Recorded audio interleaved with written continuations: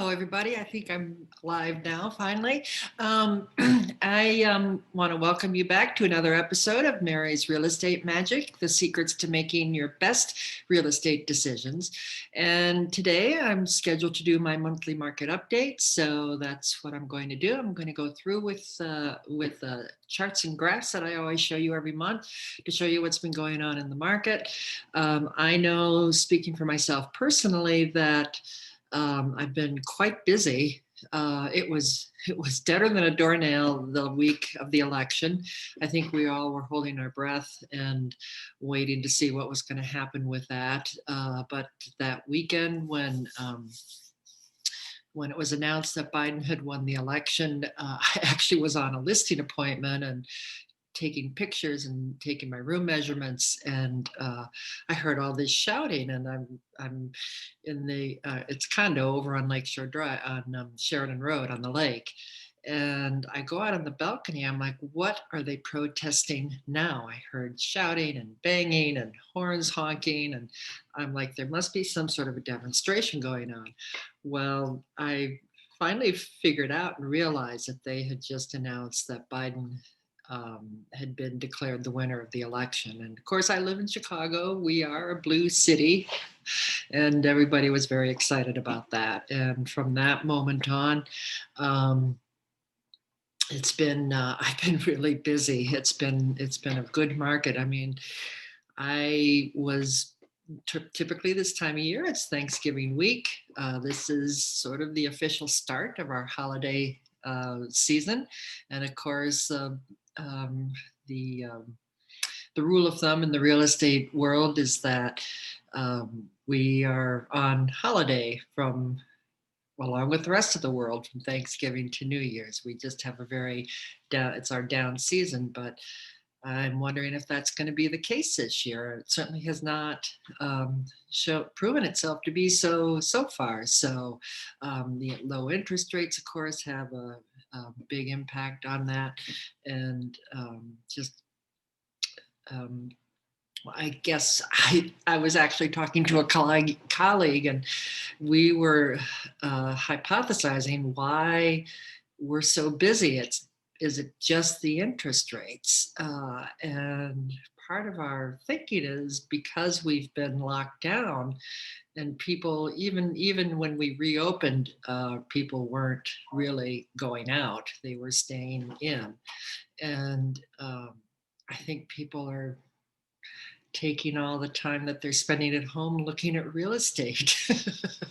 I don't know how else to explain it exactly, but I just know that we in the industry are grateful. It's a week for being grateful. It's Thanksgiving week, and we're very grateful to have been busy. When I see the news and I see the food lines and so many people out of work and so many people who have lost loved ones, it certainly makes me very grateful that I've been healthy and have been busy and have been able to work. Um, Speaking of people being sick, I was going to do my call today with my dear friend Debbie Battersby, who has been in the real estate industry even longer than I have. And she texted me last night to say that she has been sick with COVID for the last 10 days. And I know that she must be quite ill for her to cancel. So I'm sending her a good thought, a good wish for her speedy recovery. And um, and I hope all of you stay safe, be careful, and just know that we need to double down on our efforts to be careful. So Debbie won't be with us today, so you just have me today. But I do want to share with you the monthly update, the my charts and graphs that I love to show you. So I'm here by myself today, so I won't be able to field your questions. Typically, Jerry kind of lurks in the background fielding questions for me, but since Debbie wasn't able to join us, I asked her I gave her the day off and told her I thought I could manage it myself, but it does mean I won't be able to see your questions. But by all means, put them in the chat box and I will certainly respond to them after I'm done. If you have any questions, if you have any thoughts about topics you would like for me to cover in future episodes, please put those in the chat box as well, because I would certainly love to address the issues that are pressing and that you are thinking about. Or, you can always call me and we can have a direct conversation. That certainly works too. The phone still, our smartphones still work as phones, believe it or not. Okay, let me share my screen with you. And here we go, share a screen. And let me, hopefully I'm doing this properly. Well, I'll have to come back and see if I'm doing it properly. Hopefully I'm doing it properly, but anyway, okay, here we go. So hopefully I'm gonna sneak back. This is the monthly. They haven't updated it. They update this every week. This comes from our MLS. Let me put this on full screen so it's a little bigger. And then I'm going to sneak back and make sure that I'm doing this properly and that you are, well, I don't know if I can do this.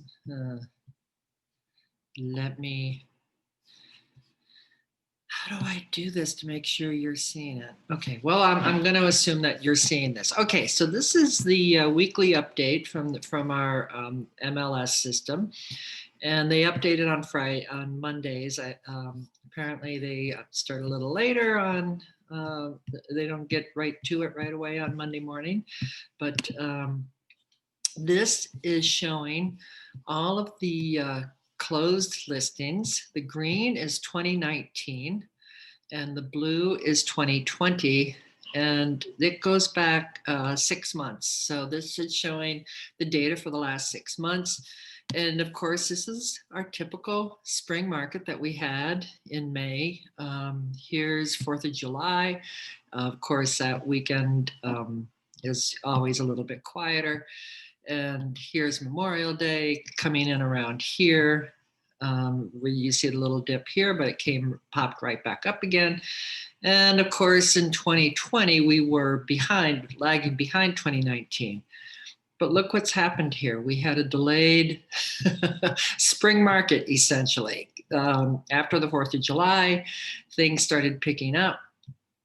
And these are closed listings. So I was studying these just before I got on to the call. And these are listings that have gone under contract. And what I find so interesting about this graph is look how far ahead we are of 2019. The blue again is 2020. The 2019 is the green. And look how far ahead we are of 2019 as we are opposed to 2020. But that raised a question in my mind. Well, if we have so many more properties going under contract, we should have so many more properties closing, right? Which we do have more properties closing, but I don't think it's proportionate. I'm just really stunned by this chart. And I think it has to do with, yes, buyers are out there putting properties under contract, no question about it. But I think a lot of contracts are failing as well. Buyers are still very nervous and want to make sure that they're making a good decision. And so a lot of contracts, I suspect, aren't getting through their due diligence. And that's why we're seeing a lot of properties go under contract, but perhaps not proportionally as many properties closing. I don't know. I'm not sure how I would verify that suspicion, but I know, speaking for myself personally, it does feel like you have to sell things 2 or 3 times these days. These are the new listings that have come on the market. And again, of course, back in the spring, we were running behind 2019, but after 4th of July, we started to pick up And we've been running ahead for the most part ahead of 2019. Again, 2019 is the green, 2020 is the blue. And you can see that we've been consistently running ahead of 2019 in new listings, but we clearly need more inventory, which these are the rentals. The rental market has not been as brisk as the sale, the for sale market. We are actually lagging behind 2019 in the rental market. And this chart is, I don't know why they have that in here, really. It's kind of useless data. And this is how many open houses are being held. Of course, there were no open houses when we were locked down, but as soon as we opened up again, of course, the open houses started again. This dip right here is 4th of July weekend, and this dip is probably Labor Day weekend for sure.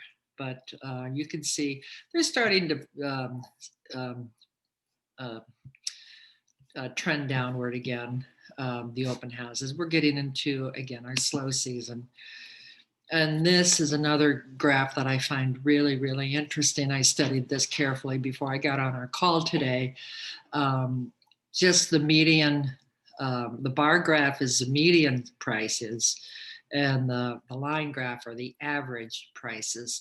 And again, consistently, the green is 2019 and the blue is 2020. But look how prices are above the 2019 prices. If I actually scroll to the specific bar, you can see that the median sold price in 2019 for this week was 227, and for this week currently is 250. Let's call it 255. So 227 to 255. That's an over 10% increase from last year in median sale prices, which is pretty amazing, I think. We clearly don't have enough inventory. I wanted to go to the InfoSparks, which again is for the entire Chicagoland, the primary, the metropolitan statistical area. Sales price, this is what we were just talking about. This chart goes back 5 years, but look at here, this January of 2020, that started at the year at 242.5. We are now up to 260. I mean, that's almost a $20,000 price increase. This is for all the Chicagoland area, only single family, but condos, townhouses, detached, freestanding resales versus new construction. Market times, I'm going to guess that this is going to be down a medium market time. It's crunching. It says over here, oh my gosh, wow, okay. So here, again, this is a 5-year chart. In February of 19, it was 31 days. I mean, these market times, the chart goes from 30 days to 50 days. So it has taken a dive. This is probably why we're so busy. From 40 days, we're down to 30 days essentially. And what's the other? Month supply, that's another interesting indicator. The rule of thumb in the real estate industry is anytime you have 6 months or more supply of inventory, it's considered to be a buyer's market, meaning that there's a lot of inventory on the market and buyers can kind of call the shots. If you have less than 6 months supply of inventory, it's considered to be a seller's market, and the seller has the advantage in the market.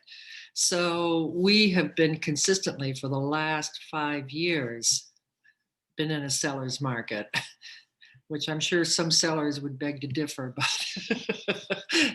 this is the whole Chicagoland area, remember, not just your little pocket neighborhood.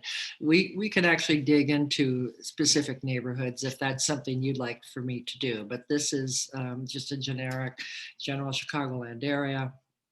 But look at here again, the end of the year, the inventory went up a little bit, which would make sense. This is our slow season. And then we locked down. But look at here, the market times have been declining, declining, declining. And the month supply of inventory, I'm sorry, the how much inventory we've had. A lot of people pulled their property off the market when we locked down in March, of course, but they came back on again when we reopened, and things have been moving very quickly, and we don't have enough inventory. So if you're thinking about selling or you need to sell for whatever reason, don't be afraid of the time of the year. Don't be afraid of of COVID. We are still very much active. The real estate market is. This is just what is this chart here? It looks like a price point. What the price point of the closed sales? I don't look at all of these little boxes here. I don't usually check all of them, but anyway, so that is my market update for this month. Trends that we've been seeing all year that since we've reopened have continued. Low interest rates, people who are working and are not experiencing a job loss seem to have money to spend. They probably, I know for myself personally, I'm not spending it in the restaurants anymore like I was. So that has saved me significant dollars. And I'm guessing that a lot of other people are in the same position. No restaurants, no movies, no shows, no concerts. Believe me, I'd rather have those things than be able to be socking money away. But there you go. That's the times we're living in.